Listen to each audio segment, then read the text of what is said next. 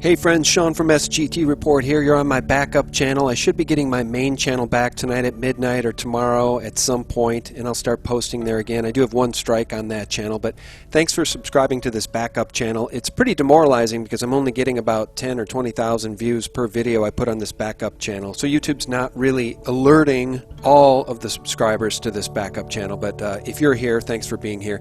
Now, I do always reserve the right to change my mind on issues, and when I do, I'll tell you. Yesterday I made a video about Joe Rogan being a sellout. Now, I'm not happy that he's a turncoat on certain issues like the NASA Apollo moon missions, and I'm not happy that he's pro-vaccine, and I'm not happy that he's anti-Christian and pro-abortion. However, according to Alex Jones, Joe Rogan told him that he has declared war against Google and YouTube and big tech, and that's why he decided to move his entire operation to Spotify. And I think that is a very interesting spin on the story because look, Joe Rogan was already making tens of millions of dollars a year from advertising on his podcast and from his YouTube videos, etc. So if Spotify was willing to pony up 100 million or whatever the number is, and it means YouTube will suffer from not having ads on all of Joe Rogan's successful videos on his myriad of channels on YouTube, then that's fantastic news. Here's the update according to Alex Jones. I was taking a few days off with my children, and I was grilling hamburgers on the back porch, watching my children swim in our little backyard pool when Joe Rogan called me. And he called me this morning, and he said, I'm going to call you after 4 o'clock California time, 6 o'clock Texas time. I said, okay, great. Phone rings. I tell my wife, hey, you guys over here, I'll talk to Joe. And Joe's a very guarded person. I've known him 22 years, but this was like a fire hose. And he goes, yeah, say this on air. Go public. The gloves are off. Total war. And I'm like, let me get a pad and paper. So I go try to pad a pad and paper, and I'm trying to like, well, what's on record? What's not on record? What can I say? And he goes, just say it all. And he kept saying things and telling me things. And like 10 minutes into this, like a 45-minute conversation. Because Joe, we're drinking beer in Las Vegas or something. That's hours of conversation. But on the phone, it's a few minutes. It's like 45 minutes of him like going off. And I'm like, well, what am I allowed to say? Because he's telling me, I want you to go on air. I want you to say this. I want you to. And at the end of it, he says, just put it all out. Well, there's no way to put 45-minute conversation out and it's import because it's bigger than Alex Jones. It's bigger than Donald Trump. It's bigger than Hillary Clinton. It's bigger than all of us.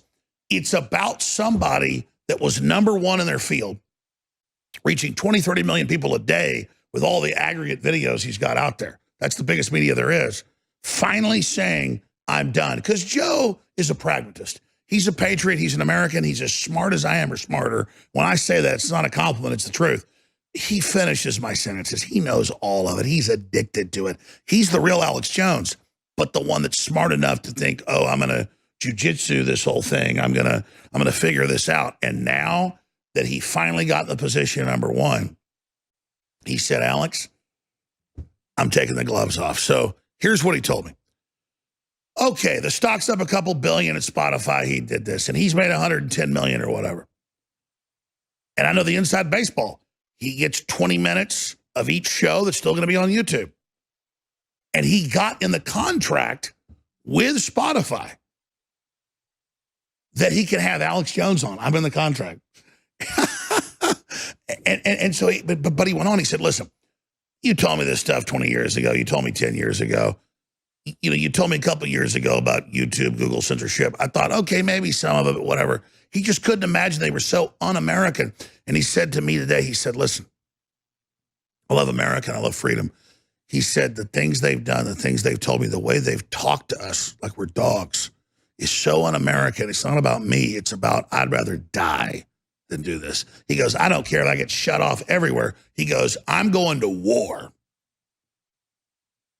in September. And he said, I want you first guest out of the gate and then Elon Musk next.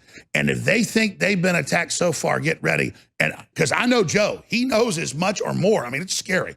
You're about to see a calculated Alex Jones. And he said, I don't care what happens. It's for my kids. These people, because he has the inside metrics. He goes, Elon Musk, 100+ million views. They shadow ban it. They block it. They claim it's 10 million views. Same thing. That's the new interview. And so all of this and these tech dictators, I told Joe a few years ago, I said, I'm coming after you because I know you know all this as much as I do or more. I know you're just as tough as I am, maybe tougher, probably tougher. And you're letting these people piss on you? I said, I demand you attack them.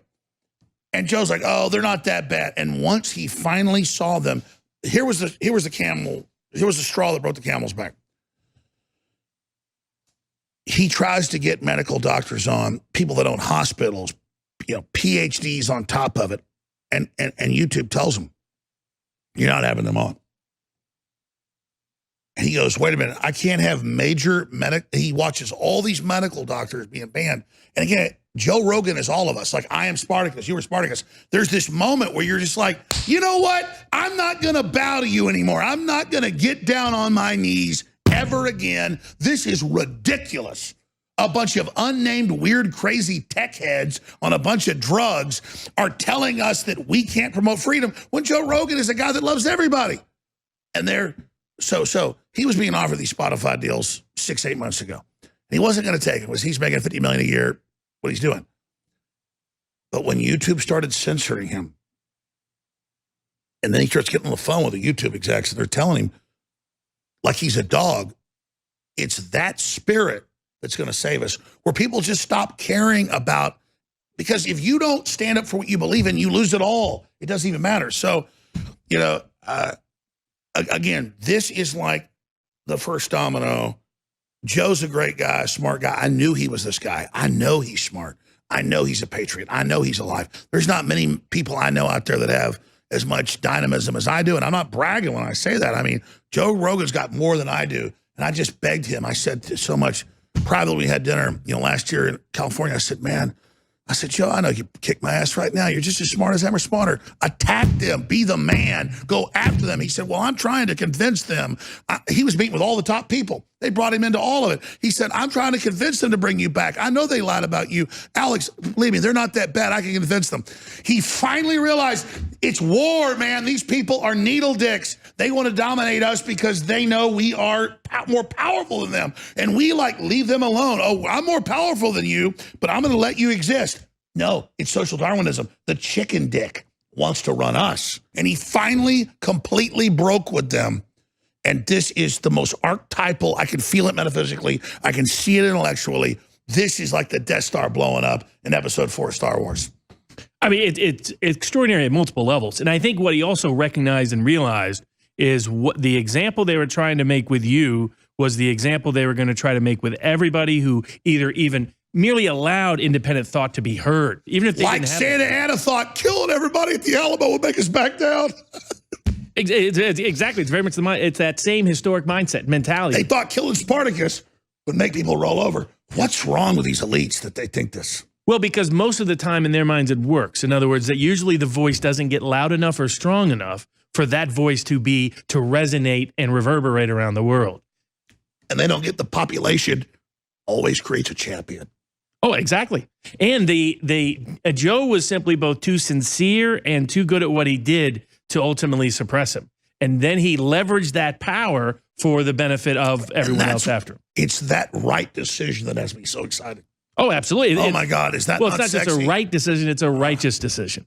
And so it's a decision that's right at multiple levels. And it's a righteous decision because he could have done other things that would have made him more money. But it gives me hope in this dark time. Oh, absolutely. It is a independent Thomas Paine type voice in a time of colonial empires. It's the same kind of action, the same kind of mindset, the same kind of mentality that people can see through example, not only experience an independent Joe Rogan. Because you haven't backed down, I haven't backed down, but I get how Joe waited till he was #1 and then he didn't back down. That's smart. Oh, it's very smart. It's a very savvy. He waited to leverage his influence to do the right thing when he had the opportunity. And then he told me tonight, I said, Joe, all right, no, I said, you want me to say you've declared war on YouTube? And he said, yeah, man.